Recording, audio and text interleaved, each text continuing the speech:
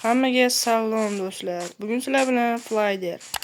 Bugun sizlar bilan Minecraftni o'zbekcha qilishni o'rganamiz. Bu sizga qiziq bo'lsa, videoni oxirigacha tomosha qiling. Unda biz videoni boshladik. A few moments later. Mana do'stlar. Birinchi navbatda bu o'zbek tilini o'rnatib olishlaring kerak. Bu fayl bo'ladi. Fayl ko'rinishida mana o'zbek tili fayl bo'ladi. Buni men qayerdan topaman desanglar, buni men kanalimga tashlab qo'yaman, o'zimning kanalimga. Bu kanalni qayerdan topaman desanglar, videoni oxirigacha tomosha qilinglar. Bu kanalni qayerdan topishni videoni oxirida aytaman. Unda biz boshladik. Qaranglar, mana o'zbek tili fayl. Shuni aktiv qilsanglar, mana aktiv joyda turadi. Ozroq kutsanglar, mana nastroykadan chiqqaninglardan so'ng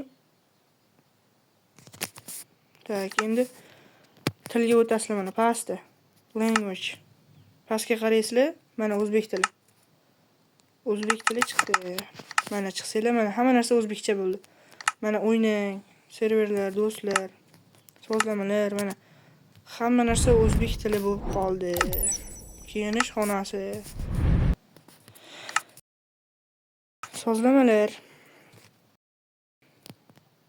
Mana bu yerda xato bor ekan, yara uchi bo'lib qolibdi. Mana do'stlar, agar video yoqqan bo'lsa, kanalga obuna bo'lib, shu videoni like bosib qo'ying. Kommentariyada xohlagan fikringizni yozib qoldiring. Fikringiz biz uchun qiziq.